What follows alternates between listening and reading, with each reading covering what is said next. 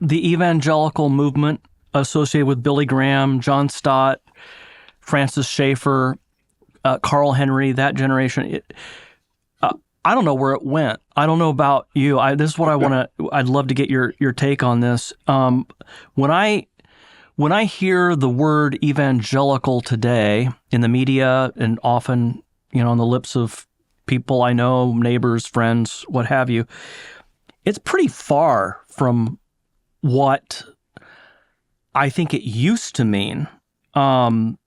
Many of the institutions that formed the vast parachurch network are gone or going. Right. I know we've always had, as Reformed Christians, a very complicated, touchy relationship with the evangelical movement, but I'd love to hear your take on where you think the evangelical movement is right now and how that changes maybe the way we think about the identity of conservative Protestantism going forward.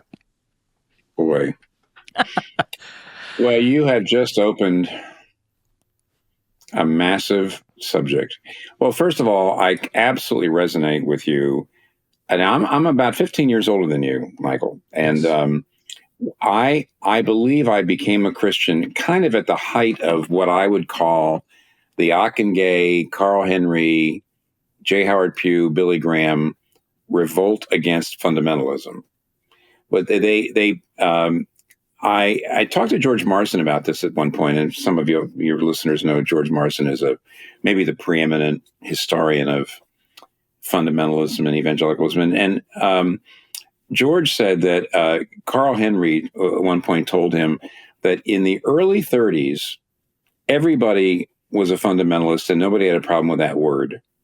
By the late 30s, Carl McIntyre and there was a movement going on that made a lot of people feel like our conservative Protestantism, having been kicked out of the major institutions by modernism, what liberalism, J. Gresham Machen's great book on that, but conservatism actually was starting to get cultic, anti-intellectual, ingrown, and legalistic, and militant in the worst way.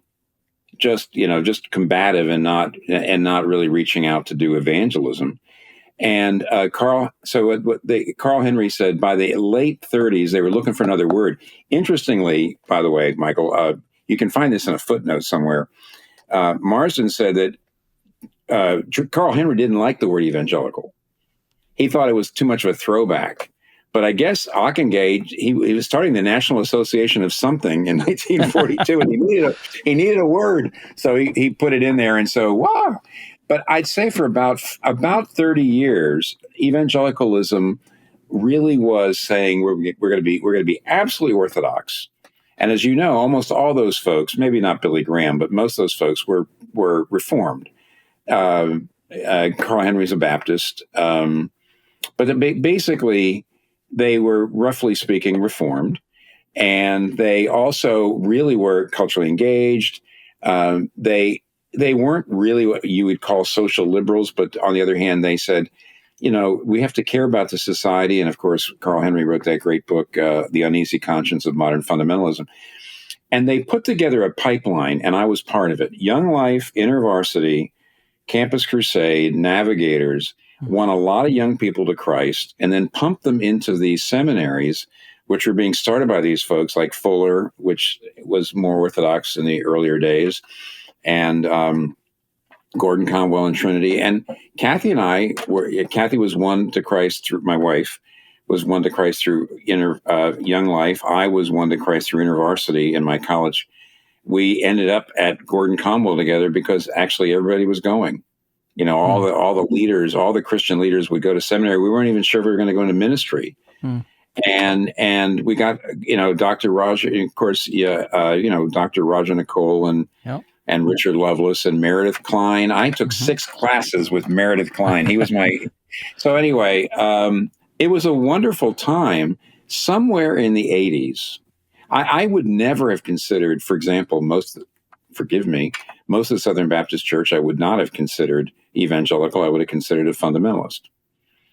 But then somewhere in the 80s, and maybe we have to blame David Bebbington for this, it's technically true that an evangelical is someone who believes in the infallibility of the Scripture. You have to be born again. The Bebbington Four. You have to, you're on mission. You have to be saved through the blood of Christ and faith in Him and not good works. But fundamentalists believe that too. But there was a massive, I think, theological cultural difference between the legalism and the anti-intellectualism of fundamentalism and evangelicalism. Somehow that got, we stopped using the word fundamentalist. Everybody became an evangelical in the 80s and 90s through the media. And somewhere the distinction, which was crucial, I thought, in the 60s and 70s between, there was liberalism, evangelicalism, and fundamentalism. Three approaches to Protestantism. It was very clear. And then it just went away. Somewhere in the 80s, do I blame the moral majority? Do I blame Jerry Falwell Sr.? Maybe. But suddenly it was liberalism and evangelicalism. And when that happened, a lot of us were all thrown in, including, by the way, the confessional churches, including, the Lutheran Church Missouri Synod just laughs at people calling them an evangelical, and yet technically they fit in the Bebbington Four. So I think something happened, and I can't quite put my finger on it, where that distinction, which was so important, I think, went away. So I do think Reformed Christians might be able to help, because we've never gotten rid of the idea that we shouldn't be anti-intellectual. We shouldn't be, we've got a tradition, unlike a lot of other, maybe even the Lutherans, frankly, I have to say. And I was raised Lutheran. Maybe you know that. Keller, good German. Even the Lutherans don't have anywhere near as good a theology of cultural engagement as the Reformed do. So maybe we could help reconstitute something, I don't know what we're going to call it, something that is not fundamentalism and it's not liberalism. I mean, and frankly, since you're 15 years younger than me, Michael, you would be one of I don't think you should be looking to people in their mid-70s. We can't look at Richard Mouw anymore. We can't go for us old people. We got to have some of you who are in your, 60s and 50s and 40s say, here, let's go. I mean, we have to do something, I think, again, like what imperfectly, but what Ockenga and Carl Henry and Billy Graham tried to do. They tried to say the fundamentalism that we thought we were part of is really going in a very, we think, unbiblical direction. And we need to renew it and still stay true to the conservative doctrinal roots. So go to it and, send me your plan. And I'll pay for it. Do you think a one-pager would help me? Okay. Do you think, though, that maybe in some sense it's actually a blessing in disguise, that it's that sort of the parachurch movement we were all relying on for identity has collapsed, and now you have a younger generation of pastors who aren't celebrities, who aren't well known, who are just faithful at their tasks. And I see what you're saying there. It's true that the problem with the parachurch, and that is really, I do think, maybe, I mean, folks like Darrell Hart are who we both know well. I'm not sure I agree with the level to which he would go, but he certainly was right about the weak underbelly of evangelicalism. It was its ecclesiology. That was the weak underbelly. And you are absolutely right in the fact that the parachurch era in which I became a Christian morphed into the megachurch, non-denominational church era. It morphed. And, I tell this story. I mean, like, I'm in the PCA, and Michael, you probably know this, but maybe would heard about it, is in our denomination, we care about what the Bible says about creation and evolution. I've taken the Meredith Kline framework hypothesis approach to Genesis. And there's other people in my denomination that don't like it. They would much rather do the 24-hour, they believe it's 24 hours a day.